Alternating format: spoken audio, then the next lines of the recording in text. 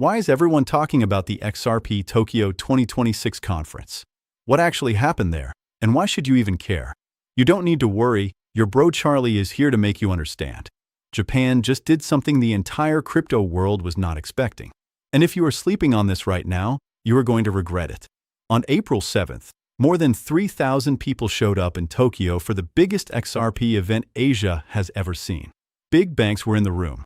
Government officials were in the room. Some of the smartest names in global finance were sitting right there. And Charlie was watching every single second of it. So let us start from the very beginning. Because to understand why Tokyo 2026 matters so much, you first need to understand the problem that XRP is trying to solve. Right now, when someone in Japan wants to send money to their family in the Philippines, here is what actually happens behind the scenes. That money does not travel directly. It goes from one bank to another bank, sometimes to a third bank, and then finally reaches the destination. Every bank in the middle takes a cut. Fees stack up, and the whole process can take anywhere from 1 day to 5 days. 1 to 5 days just to move money. In 2026. And here's the part that will really blow your mind. Those banks in the middle have to keep massive piles of money parked in accounts all over the world just to make these transfers possible. We are talking about an estimated $27 trillion just sitting there, doing nothing. That money cannot be used for loans or investments. It just waits. The old system is slow, expensive, and honestly a little broken. Now here is where XRP comes in. And this is what Charlie really needs you to understand. When a payment moves through the XRP network, the sender's money gets converted into XRP. That XRP travels across the network in under 4 seconds. Not 4 days. For seconds. Then on the other side, it converts into whatever currency the receiver needs. No stack of banks in the middle. No idle money sitting in accounts. Just done. And the cost? A tiny fraction of a cent per transaction. Meanwhile, traditional bank transfers charge anywhere from $10 to $50 in fees alone, and that does not even include the hidden exchange rate markup banks quietly add on top. This is the problem XRP has been building to solve for over 10 years. And Tokyo 2026 is where the world finally saw real proof that it is working. So let me tell you exactly what went down at this conference. On April 7th, at a historic venue in central Tokyo, the XRP Tokyo 2026 conference officially opened. It was organized by XRPL Japan, part of a bigger 3-day event. But XRP Tokyo had its own stage, its own floor, its own agenda. Over 3,000 people attended. More than 20 speakers took the stage. Over 30 companies came as sponsors. This was not a small community meetup. This was a statement to the world. Now who was actually in the room? Ripple sent senior leadership from across the company. SBI Ripple Asia was there. Rakuten Wallet sent their team. Securitized Japan attended. Big venture capital firm A16Z Crypto sent their people. Professors from the University of Tokyo joined the discussion. And Japan's finance minister delivered a keynote at the broader summit happening the same week. When a government minister shows up to talk about your technology, that is not a small thing. That is a signal. 3 big topics dominated the entire conference: real-world asset tokenization, cross-border payments, and decentralized finance. Let me explain real-world asset tokenization in plain English, because this is a term people throw around without actually explaining it. Imagine you own a building worth $10 million. Normally, selling a piece of that building to investors takes months of legal work and costs a fortune.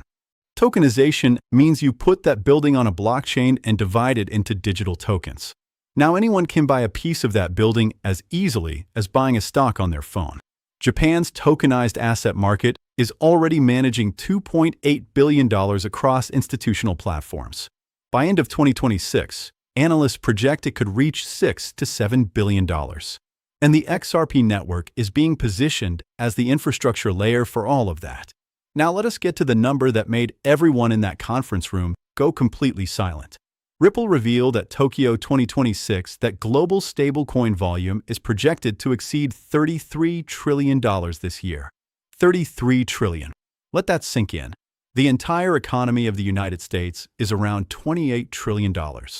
Ripple is saying stablecoin volume alone will be larger than the US economy this year.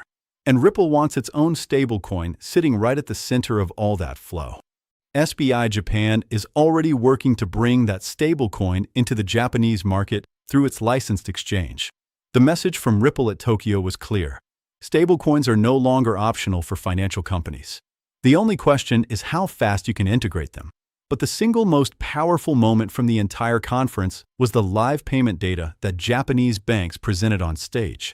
Real banks, real money, real corridors between Japan and Southeast Asia. Payments settled in under 4 seconds. Costs were 60% lower than traditional bank transfers. Not a simulation, not a promise. Actual results from actual banks running actual transactions. Ripple also announced 12 new payment routes, all targeting fast-growing markets across Southeast Asia where cross-border demand is growing at over 10% every year. Now here is what Charlie really wants you to pay attention to, because most people covering this story are completely missing the bigger picture. Japan is not a new relationship for Ripple. They have been building there for 10 years. SBI Holdings, one of Japan's biggest financial groups, has been with Ripple since 2016. They launched the first Japan to Philippines XRP payment corridor back in 2021. Japan already has 20 regulated crypto exchanges that list XRP. Japanese investors alone put over $21 billion into XRP between mid-2024 and mid-2025. Japan is the #1 XRP market on the entire planet. And just this February 2026, SBI launched a 10 billion yen bond, that is roughly $64 million that actually pays investors in XRP. First time ever for a bank that size. That is not an experiment. That is commitment. And then there is something else happening that most people are not talking about. Right around the time of the Tokyo conference, big XRP holders started buying more aggressively than they have in 10 months. On-chain data showed these large holders buying over 11 million XRP every single day.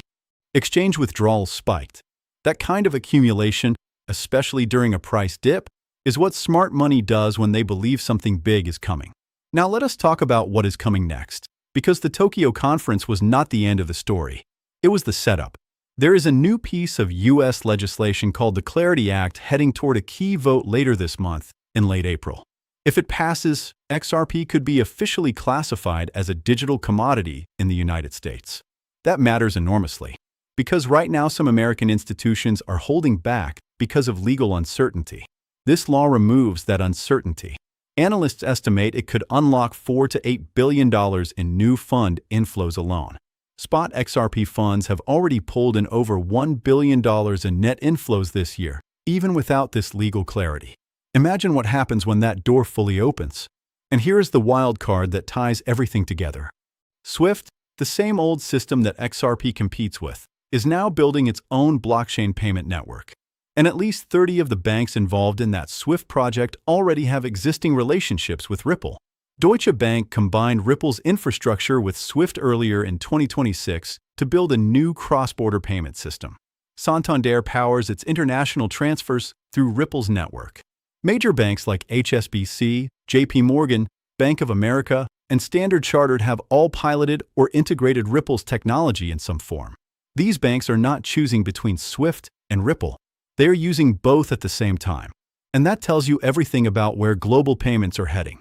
Standard Chartered analyst Jeff Kendrick has a year-end price target of $2.80 for XRP in 2026 and $12.60 by 2028, citing cross-border payment adoption as the main driver.